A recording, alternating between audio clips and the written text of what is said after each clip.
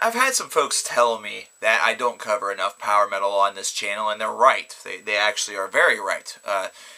Power metal and I have always been kind of these strange pals that only visit one another every so often, kind of like you know you're roommates with somebody whenever you go to school, and then you depart and you go back home, or you go to wherever your new job takes you, and you don't get a chance to see that person all of that often. But whenever you do, you hope that the experience is a good one. You have a little bit of anticipation, but you also have a little bit of fear that perhaps things have changed.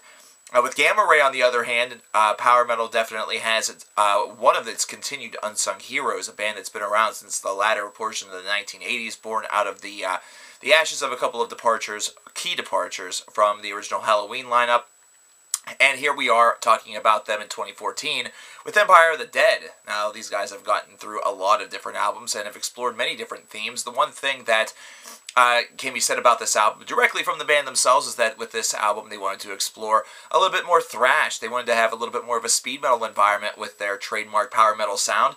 And you could almost see that this was something that was going to be heralded. This was something that was going to be a little bit different based around the cover art by itself, because the cover art is noticeably more simplistic, more direct, more to the point than some of the cover arts for Gamma Ray albums that we've seen in the past, which usually have a great deal of detail and elaboration.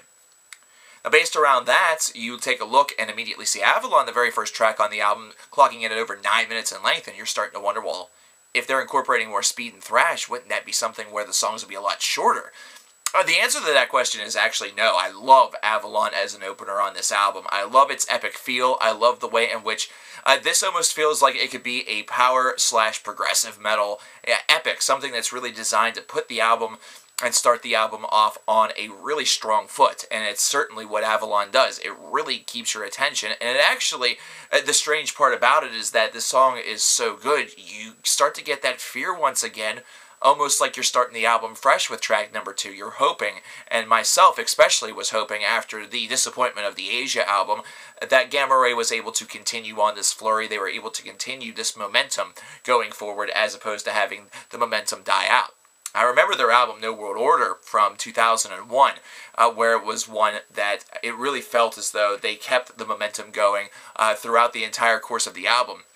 And that was an album also where they were exploring more of a new wave of British heavy metal sound as opposed to just trademark power metal. So once again, with that slight deviation, it's almost like they have a fresh palette full of riffs, a fresh palette full of style that they can really examine and try out. I definitely have to say that the thrashiness is something that incorporates itself very, very well with the power metal sound. It's something that's more of a speed metal approach, and it's something that definitely aids Gamma Ray a lot on this album. Though the one thing that I have to say is Time for Deliverance reminds me of kind of heavy metal meets Queen, which there are some people in my life would say that's a foul, disgusting thing, and they would be wrong, because this is a beautiful song that definitely reminds me, at least in the chorus portion, of We Are the Champions. There's definitely a little bit of a vocal tone similarity there. And you know what? If that's something where they're paying their respects and really, you know, I guess signaling a little nod toward Freddie Mercury and the Boys and Queen, then more power to them. And if not, it's fine. That's the way I'll look at it, and it just elevates my opinion on the song and my opinion on the album all the more. This is actually an album that's met with a lot of solid tracks. Very, very strong work by the guys. And like I said, it's almost like you add that additional portion of the palette to this puzzle, to this musical puzzle, and it gives them so many more outs and so many more ways to make their music very stimulating, very interesting, and continuously evolving. That's the one thing that any band really needs. They need to have that opportunity to kind of go outside their element a little bit, but incorporate it into their element, if that makes any sense at all. Now, you're not necessarily going to hear black metal inside of a power metal song, but if you do, it might be pretty damn interesting. It might be kind of a cool little, you know, idea. It might be something that could work for you. But for Gamma Ray, on the other hand, the power metal / speed metal marriage was certainly one that was a smashing success. There is cake in each subgenre's face. They are now at the hotel, and they are rigorously fucking on their musical honeymoon. And soon we had the baby that is Empire of the Undead. That metaphor was ridiculous.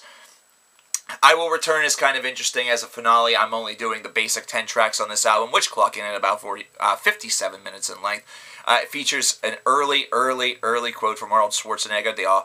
the very, very famous I'll Be Back, which I will return as kind of a subtle way of kind of changing that up a little bit. The songwriting is just magnificent. This is songwriting that almost sounds like you should be closer to the end of the song, and then you realize you still have 3 minutes left, and it's that good feeling of there's still so much more to experience.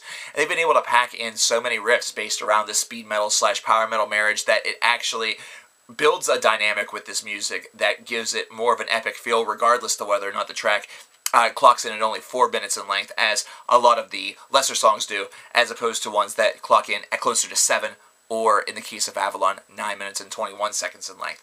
That is another bridge that is fantastic. It's one that is really putting together that territory between good album and great album. And this bridge has been completed. It's certainly a great album. This is one that I certainly recommend to a lot of fans, whether it be to Gamma Ray fans or whether it just be to music fans in general, fans of power metal, fans of thrash metal, or speed metal, because there is a bit of a difference. It's not very large, but it does exist. But this is an album that's certainly going to satisfy your palate. It's certainly one that's going to give you something to talk about with your metal friends after you've completed listening to it. It has so much of a dynamic aspect to it that you can't go wrong with it. This is an 82 out of 100 album. This is certainly one that has strong material. This is one that's well packaged. The flow on it is exquisite. This is not one where you feel the need to jump around. This is one that you can satisfactorily, or you're satisfied listening to it from track 1 to track 10. Not sure where I was going with the satisfactory side of that, but hey, call it an outtake. I'm leaving it in the main thing. I don't give a shit. You want to make an outtakes video where I look like an idiot? Go for it. I highly, highly would anticipate and would love to watch it. What did you guys think of Gamma Ray's new album, Empire of the Undead? Let me know in the comments below. What is your favorite Gamma Ray album? And what are other bands like Gamma Ray that you enjoy? These are all things for the comment box below. Also talk about the album. Definitely pimp this album out to all of your friends. Let them know that it's coming out. It is coming out on, or it's actually out. It came out on the 28th, but here in America, our release dates are Tuesday. So whether it comes this week or next week is kind of still remaining to be seen. I didn't see it whenever I was unpackaging stuff for next week, so we may have to wait until the 8th in order to get our hands on the copies. Either that just means that my store is a big fat piece of shit that isn't going to carry it, and if that's the case, then we can special order it. Anyways, thanks a lot, guys. I'll talk to you guys next time. Gamma Ray, Empire of the Undead. Try it, buy it, love it.